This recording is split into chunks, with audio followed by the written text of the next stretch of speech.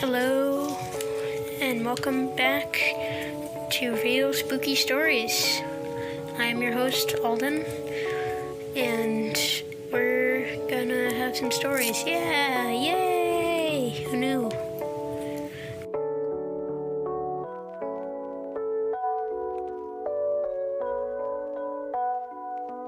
In our first story today, we have a couple of premonitions from the same person. Might be a psychic. Who knows?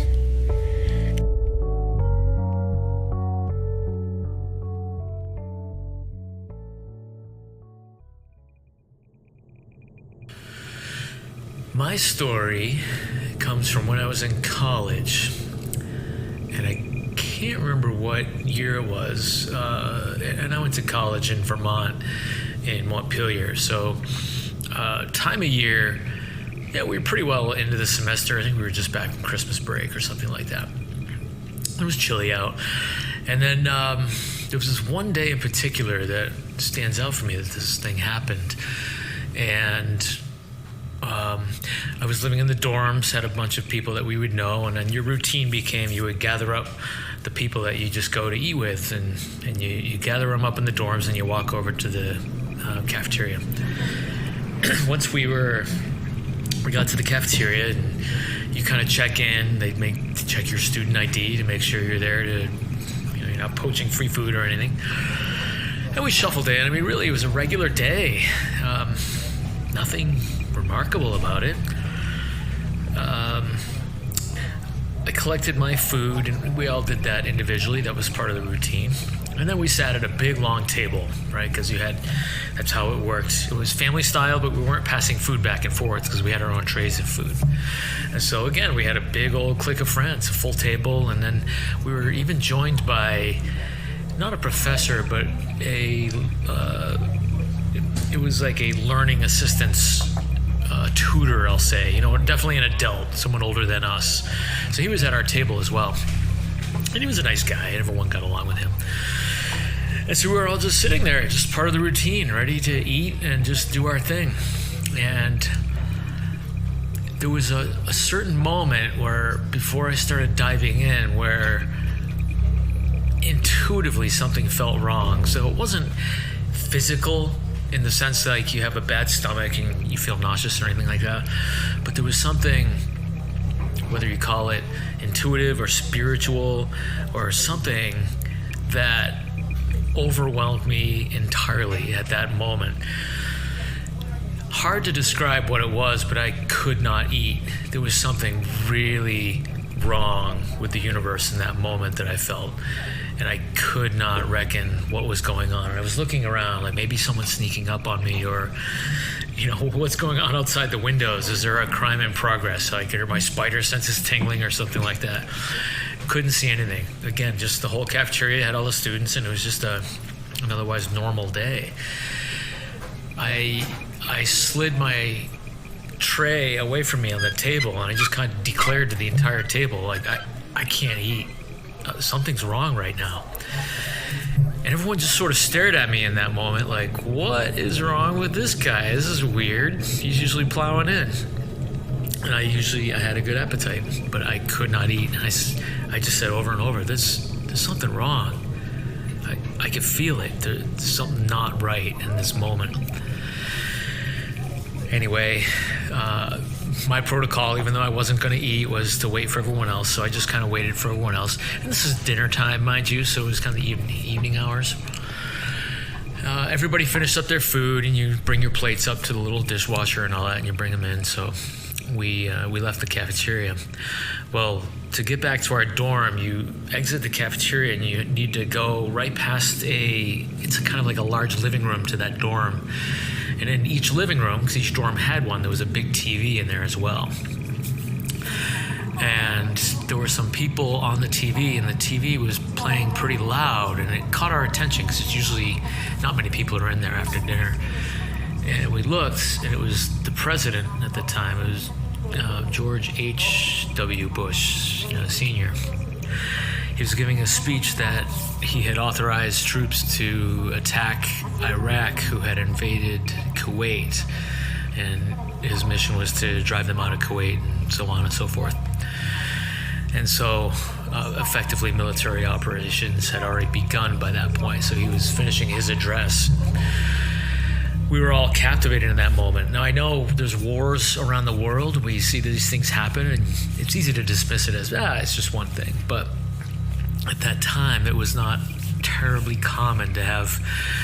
It was a big thing. It was a big news event. Everyone knew that Iraq had been invaded, and it had been there had been months and months, almost a year, I guess, of Iraq occupying Kuwait. So this invasion could have come at any time.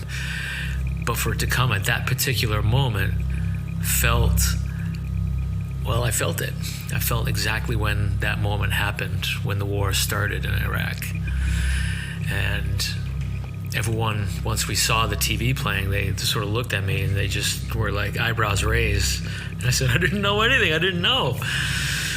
And it was a pretty striking moment at that time. How does this affect you, or does it affect you?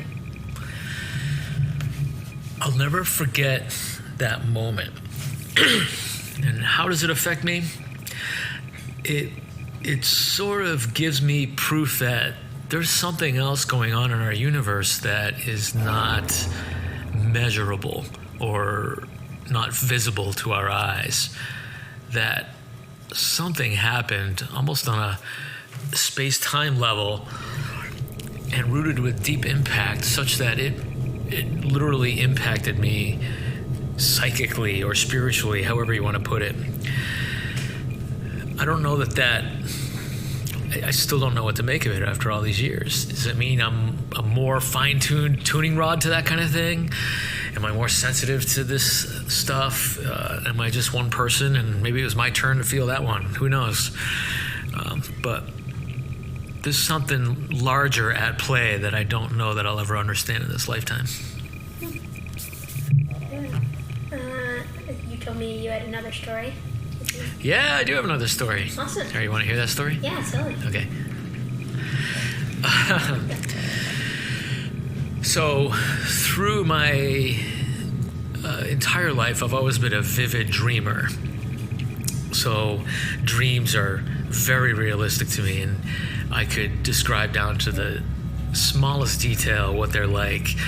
And it becomes more horrifying when those dreams are scary dreams, because they feel entirely real. So when you're trying to escape from a monster or something that you are really is trying to escape for your life. And when you can't run in your dream, it is you're trying to claw your way. You're trying to find any way to get away from that monster.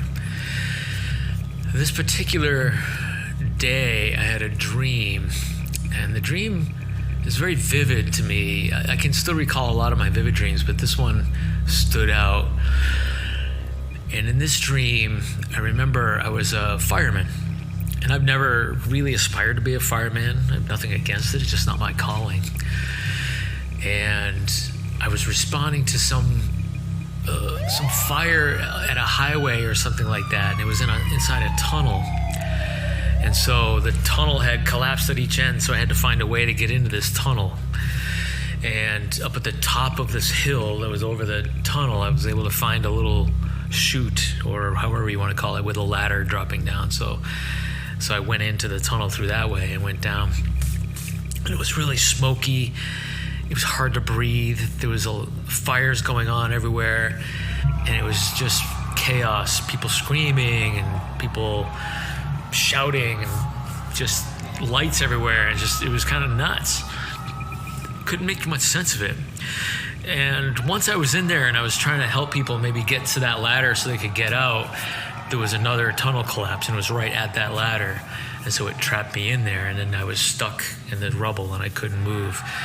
And I remember just waking up in that moment in real life thinking, wow, this is really kind of an impactful dream. It feels so real. I thought I was stuck, but phew, now I'm awake. And as I looked outside, it was perfectly sunny. It was beautiful outside. And I thought, oh, this is great. This is the kind of reality that I like, waking up to that stuff not really happening. So all was good. I had a night job at the time, call it second shift, right? So I worked from like 4 to midnight or so. So I woke up a little bit later in the day. And so I woke up, took my time, and got my breakfast together at that time, which was really like a brunch hour. And I sat outside in our patio because it was such a beautiful day. And I was just lounging and taking my time. I think I was reading a newspaper. You didn't really read newspapers on phones much in those days. And the downstairs neighbor came outside and just said, "Hey, how you doing?" I was like, "Oh yeah, good, beautiful day." And he said, "Have you seen the news?" And I said, "No, what's going on?" And he said, "They've bombed the World Trade Center." And I said, "What? This made no sense to me." And so I went into his place and we looked at the TV, and there were the World Trade Centers burning. So it was 9/11 had happened that morning. And as we know, in the end, they collapsed with lots of firefighters in that, and many lost their lives. And they were trying to save people up in the towers through all the smoke and the chaos and the flashing lights and the screams and all of that. It resonated with me. I thought about my dream, and I thought, how was I dreaming that in real time, on par with what was going on at the trade centers at the time? It's hard to know, but in one way or another, there was a strong connection between me being a fireman and this one particular dream, and then having 9/11 happen. Yeah, you probably already said it in your first story, but does this affect you today, or how does it affect you? How does it affect me today? 9/11 was a really intense, emotional time, I think, for a lot of people alive during that time. And I was definitely impacted. I worked in the news, so then that changed everything for me in terms of how we did coverage, and it really changed history. So here again, I think a dream is less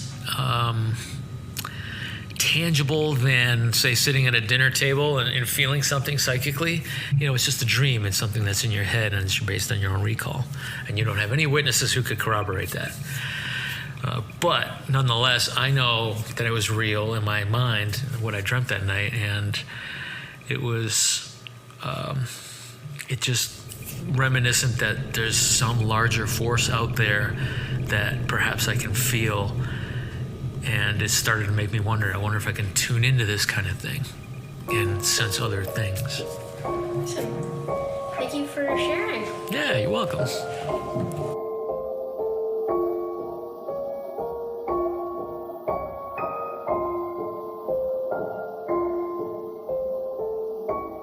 Hello and welcome back. We're just taking a short break here between stories.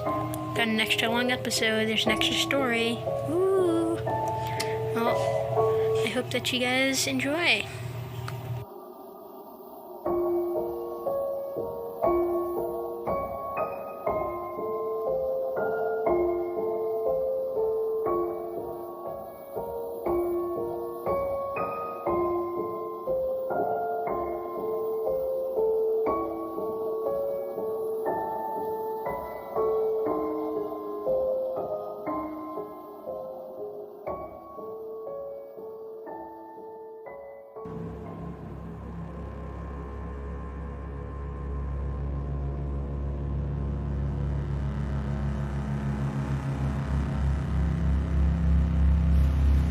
All right, Alden, so this was long before you were born, probably long before...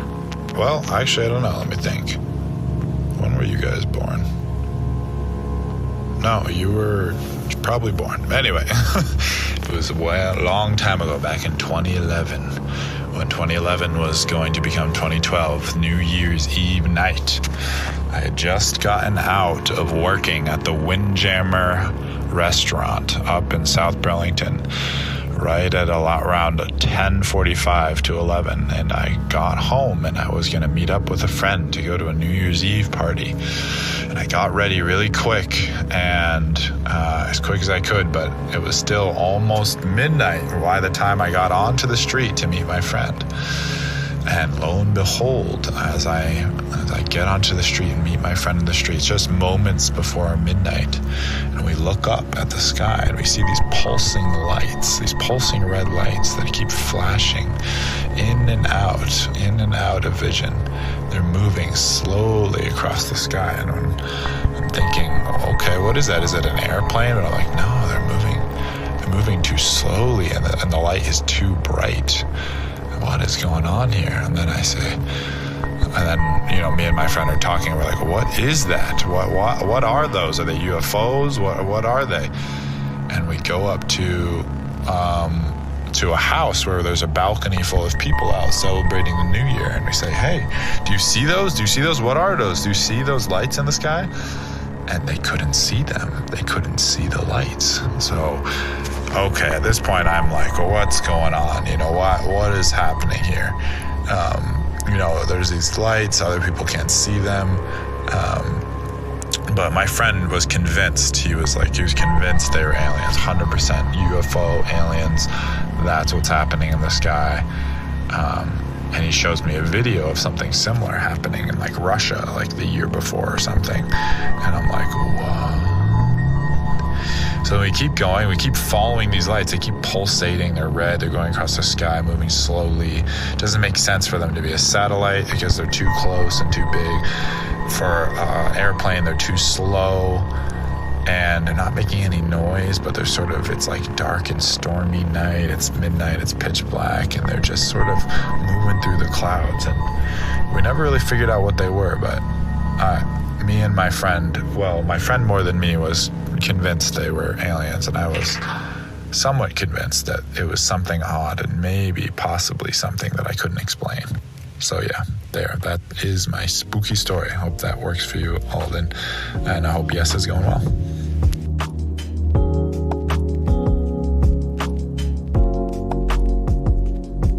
Hello and welcome back to Real Spooky Stories. I just want to say thank you for tuning in, truly. I like doing podcasting and I want to do more of it, but I just don't know if I'll have the chance to do so for a while. So I just want to say truly thank you for listening, and yeah, I hope that you have a good summer. Okay, bye.